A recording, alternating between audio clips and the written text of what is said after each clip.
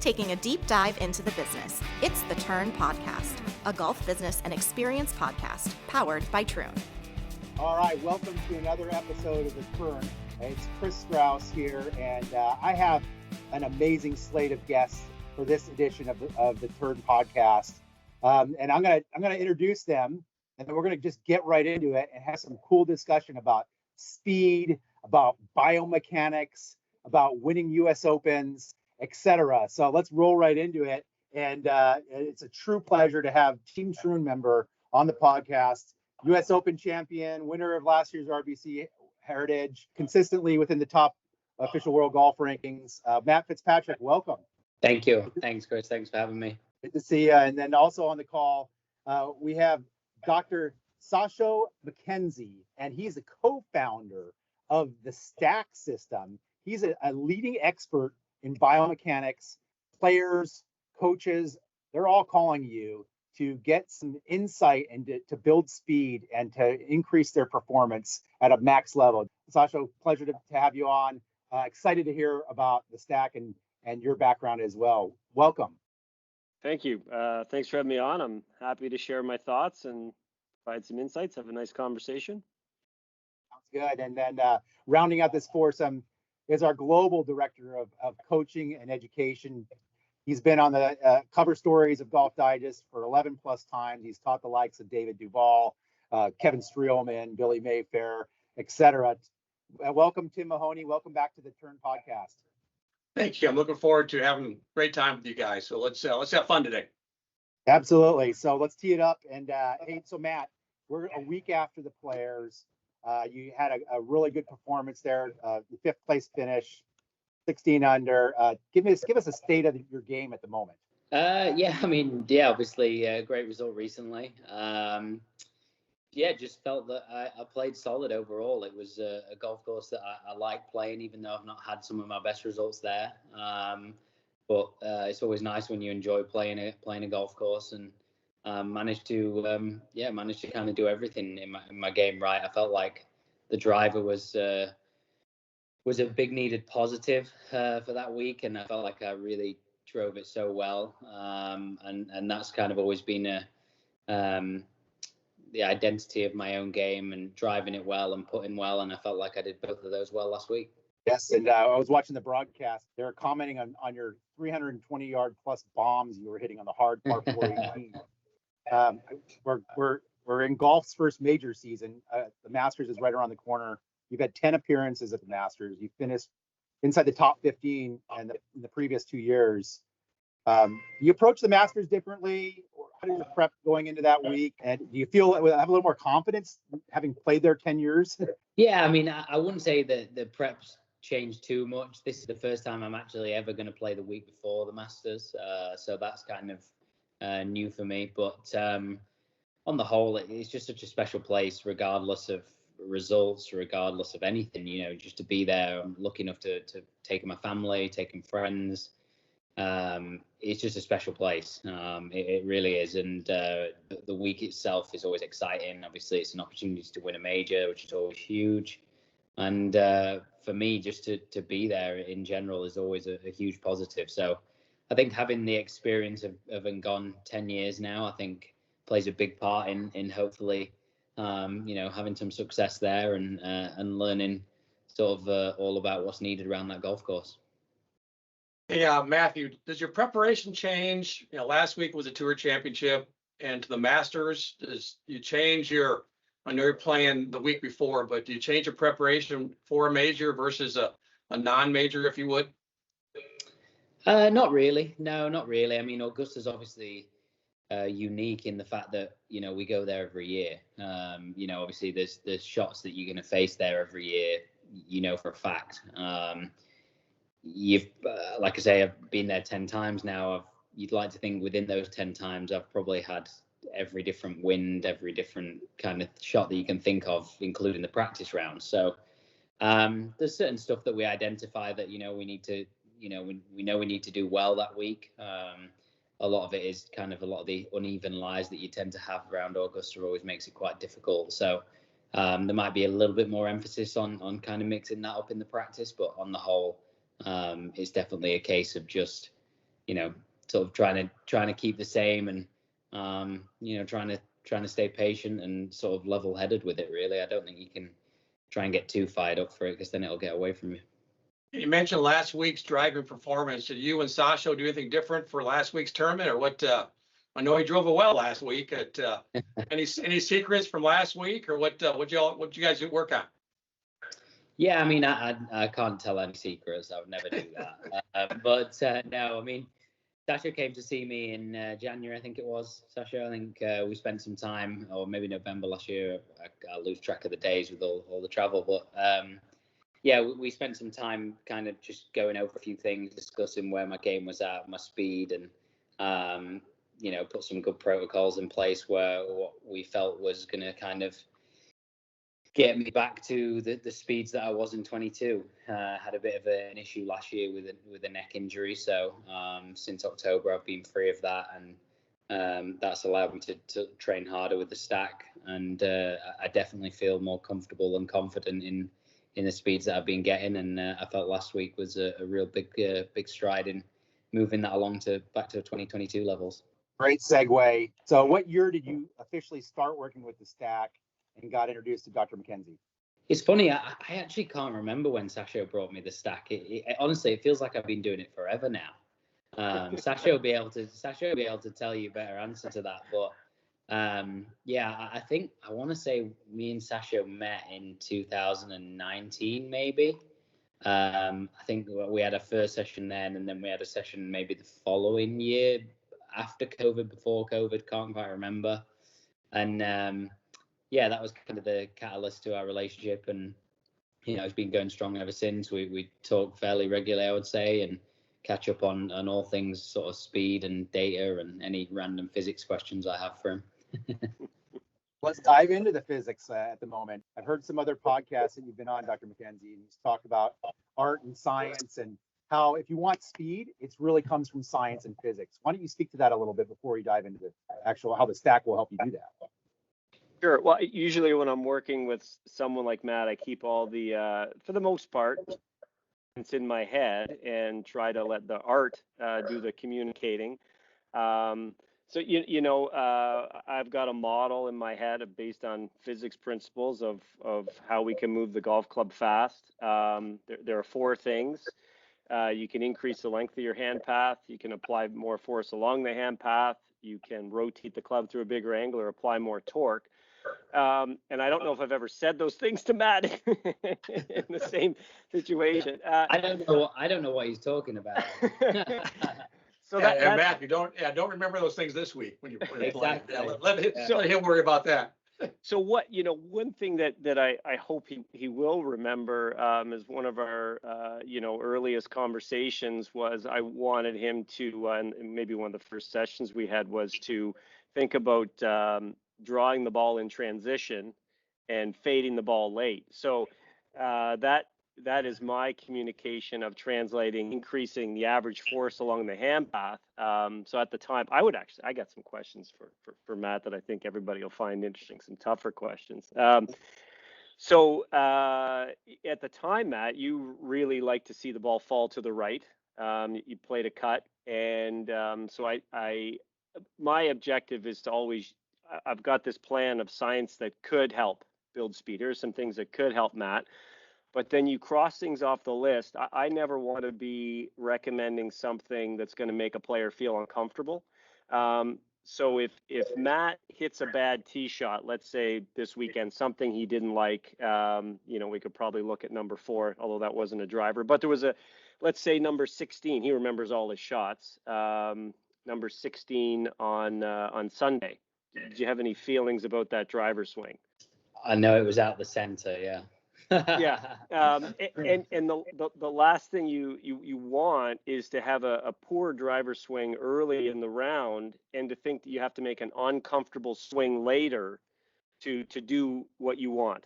So he should be in a position where if a swing isn't great, he's got a good positive feeling to reinforce. We've all gone through swing changes. The last thing I want a tour player to have to think about is I have to make an uncomfortable swing to get the ball flight I want. He should be able to step up to the tee like on 18 amazing drives, probably the best drives all week on a really tough hole. No question, pulls out driver and feels like he can swing away. That's what we want. We don't want him trying to hit positions that aren't comfortable. So for him, the feeling was draw early, fade late. And that was something we worked on. Now, what's interesting, I have a question for Matt, if you don't mind, Kris. Go for it. Yeah, I think feelings change and drift over time. And I notice, give us your thoughts on your go-to shot right now, Matt. It seems like you feel really comfortable watching the ball go right to left, playing a draw. So I'm so glad you said that. Yeah, I mean, I guess to touch on kind of what me and Sasho spoke about earlier in the year, I was kind of moving it the other way. It felt a bit more comfortable to move it the other way. I think I kind of was started the season that way, and it was okay. It wasn't. I didn't do anything special. My speeds were kind of up, but they weren't quite. I wasn't quite hitting it straight enough. And then it was only recently, kind of over the last weekend or so, that I've moved it back to the other way, which I was doing back in 2022 and last year. But last year it went too left. But there's another reason that I won't go into on this podcast about. It's just felt so much better since going back to the draw. And I think I spoke to my coach, Mike Walker, about it. And Sasho, I'm sure, will be able to answer the same thing. But I don't feel like my pattern necessarily naturally allows me to hit a fade. I feel like because I have so much rotational force, it's kind of hard for me to feel like I have the path in the grip coming left through, after the ball's almost been hit or before the ball's been hit. So to me, it just feels much more natural to hit a draw, much more comfortable. And that definitely was the key last week. So hey, Sasha, just a quick question. Yeah. Was a progressive change of ball flight, Matthew, or was it like you woke up on a Wednesday and the ball started turning right to left? It was definitely progressive. I think, as I said, I think the faster and faster I got, the more draw biased it became, because I think from a pure physical standpoint, I don't feel like I could hit a fade correctly. If I'm going to hit a fade, it's kind of an ugly one and not very, very consistent. Whereas the draw done correctly, it feels much more natural to me in the right position. So I think the speed kind of turned it into a draw from being a fade. Let's speak to some of the data. Pre-stack and pre-working with Dr. MacKenzie, you were at an average driving distance of 293, and we're ranking like in the 127 range. And then you made some big jumps and strides to 304 currently, ranking 51st in driving distance. So, maybe I'll go to Dr. MacKenzie next. Tell us, what do you attribute that to? What kind of things did you work on to generate speed in Matt's swing? Well, the thought was draw early, fade late was an initial thought that really resonated. But give us a biomechanic answer. Come on.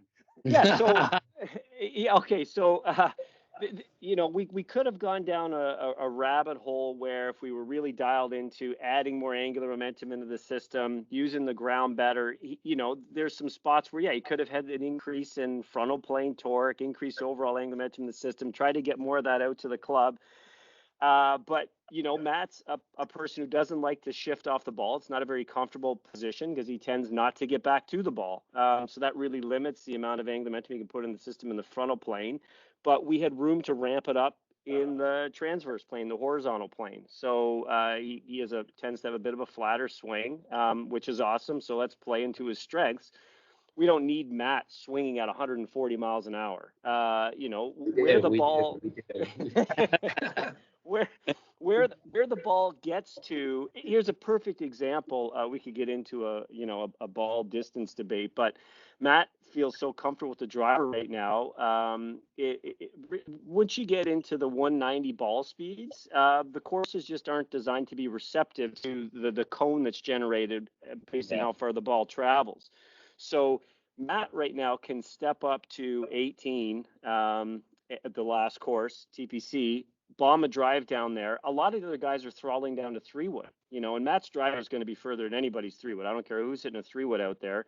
Wyndham Clark, he's got 160 ball speed with his 4-iron. He was choosing to hit 4 in a lot of holes, but that's the limiting factor, So if we this is a quick ball rollback plug, Matt. Sorry for derailing things, but TPC Sawgrass is an excellent example. If you roll the ball back, Matt's going to be fine. He'll just keep pounding driver.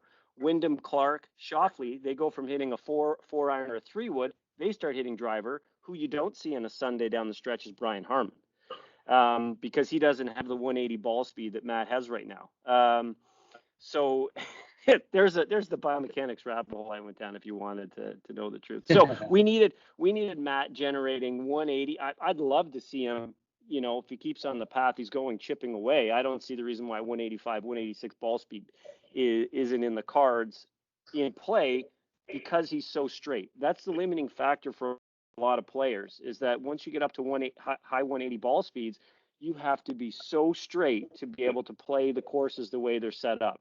There are a few holes you can do that on, but most guys, 18 TPC, if you get 185 ball speed off the tee, it's water or it's trees on the right.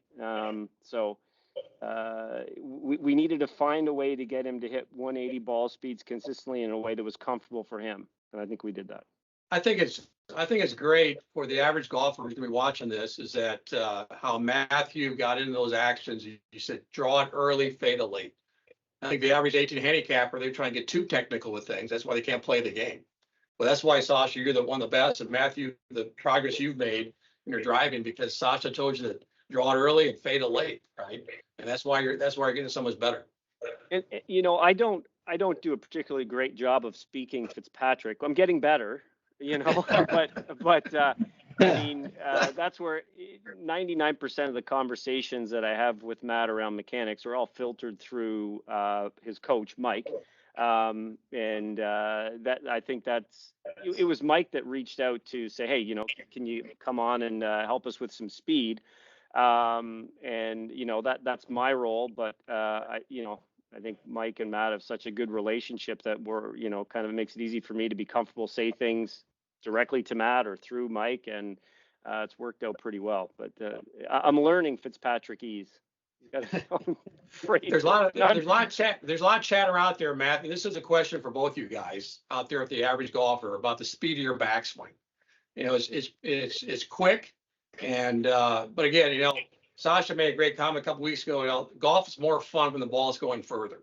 And I think for the average golfer, if they control the speed of the backswing, they get more speed. Can you guys kind of talk about that a little bit? Has that been a conscious effort? Is that evolved? Is that something new? Is that, Sasha, something that you believe in for speed? For Matt, it is. So that wasn't something I was willing to touch at all. That's in his DNA. I don't think he's consciously thinking, I got to take it back faster. But boy, it's a great lever to be able to pull to get more speed. What it does is, if you have a lot of speed in the body and in the club and the backswing, the downswing muscles have to fire up to stop the backswing motion, and they're already at a high level of force, especially the obliques. Matt uses a ton of his obliques rotational energy to get force and speed out to the club. So if he can have those muscles firing at the start of the downswing, that's awesome. Versus someone like, Cameron Young, who comes to a complete stop, he has to work a lot harder to get that same 180 ball speed than Matt does, as far as I'm concerned. So no, we didn't touch that. That's a bonus. That was awesome. How does the stack system and your methodology help amateur golf? It's the same way it helps Matt. Matt has more sessions with the stack than anybody else on the planet. Yes. So yeah, it's true. What sets Matt apart is his work ethic and his dedication to doing something. So when he tries something, it's not, well, let's do it for 3 weeks and see what happens. It's, let's put in 60 sessions between September and January 1st, and then we see what happens. And he's a great case study for himself, because we decided last summer, we dialed it back the volume a little bit. We push it, to me, it's about a minimal dose effect. So, how little can we do and still maintain speed? And we turned the knob back a little bit too much, over the course of last summer. And, there might have been various reasons for that. The neck wasn't feeling great, but we learned that, hey, we need a little bit more volume to get. And, Matt, what would you say in terms of minutes per week? Like 45 would be a lot of training in a week, right? Yeah, and I think I've discussed this a few times. I think I find it easy when I'm at home and I'm off. Like, obviously, I've got more time in the day. There's less stress. I'm not worried about timing or anything. I'm certainly not feeling sore after sessions or anything like that. So I find it easier in off weeks to get in three sessions, which could be range from 20 to 25 minutes. And then during tournaments, the same thing. I feel like I'm getting better at getting maybe 3 in or at least minimum 2. So yeah, I'd probably say, look on average for the season, you're looking at 45 minutes a week, and it's making a hell of a difference. So that's the same for amateurs. Matt is doing the exact same program that you would be doing, Kris, or you would be doing, Tim.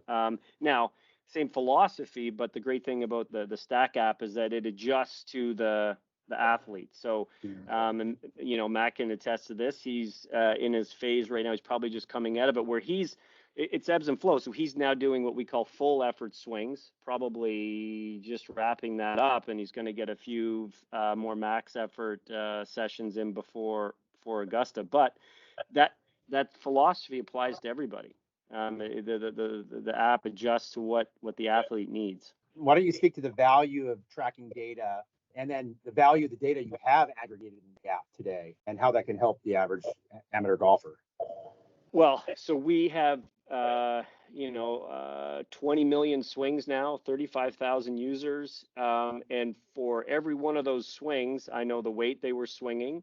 I know the person's age. I know their handicap. I know their full history of speed training. I know their set rest, their rep rest, how many programs they've completed. And we also have, effectively, we're continually running studies, so we've got about 50 or 60 people a day, well, about 150 people starting a new program every day. And we can track them throughout that program and see how much speed they've gained. And we can compare groups within, our database to see what's better. For example, one analysis I was just doing yesterday was, let's compare people who follow the app's recommendations. It's a free world, so you don't have to do the programs we recommend. You can choose another program. You can modify your rest time. And there is a 70% difference in speed gains between the people who decide to use the stack their own way and the people that do what the app is recommending, because the app is in this infinity loop of progress, right? We're continually getting data, measuring pre-tests to post-tests, and then we learn, and the programs adapt. And you can get into the more granular level if you're working with someone who's such a data geek as Matt.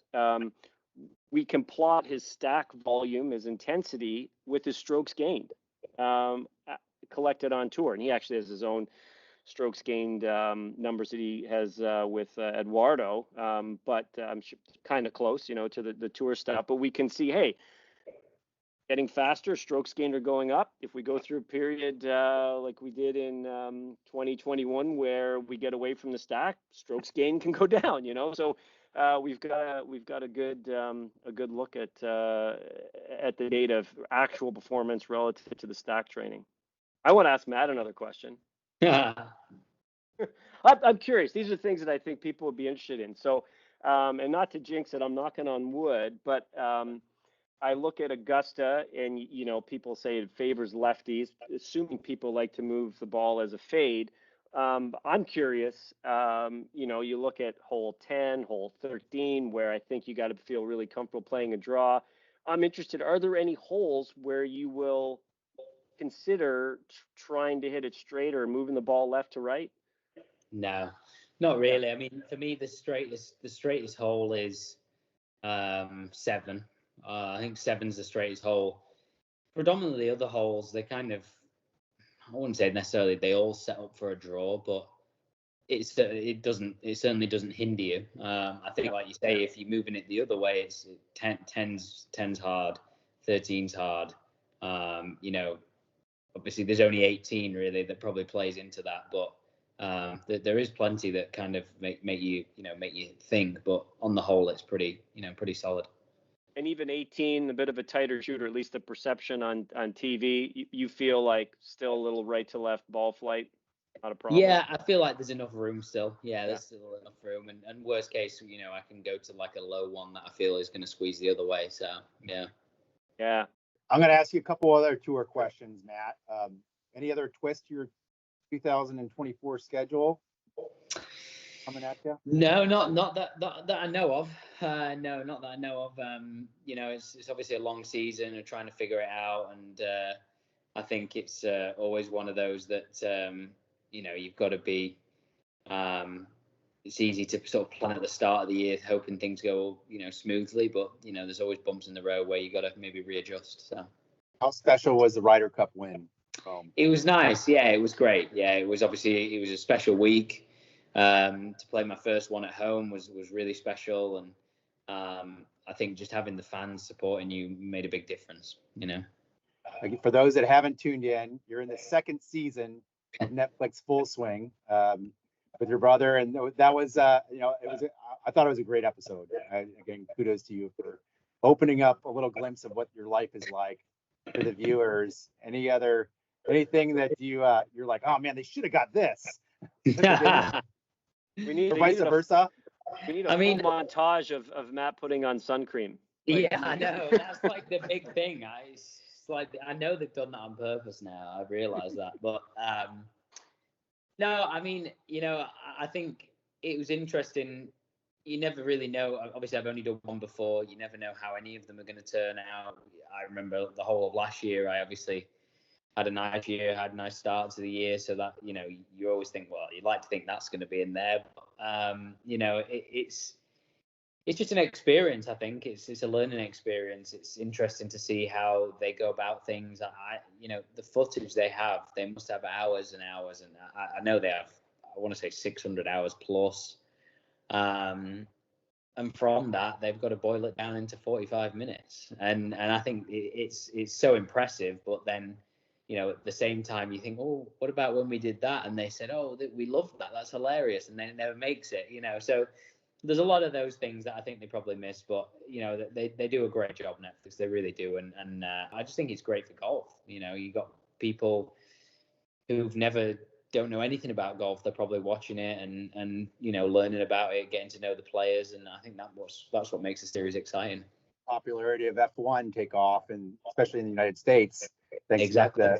to that same producers totally. rendition as well. And it's funny, fun story. I'll just share this with you that I think my daughters and my wife don't like watching golf with me anymore, because every time we watch you on TV, I'm like, look, the Troon bag. Look, the Troon bag. Yes, got to Dad, get it in. You get it. Matt's got a Troon bag and it's on. Got to get it in. But with that, I segue into saying thank you for all that you do to help, support our associates, support our courses, share our stories, and then be so gracious with your time. When you're playing at, Troon locales, whether it's PGA National in the Cognizant or Kapalua in the Century, or doing things like this with us. So we're truly thankful for the relationship and the partnership. And Dr. MacKenzie, we're thankful for the partnership with the Stack system, and we're excited to help share the story of Matt and others, the other 35,000 plus golfers that are using the Stack app and all of your methodology to get speed and get better. So, Tim, any final thoughts as we wrap up?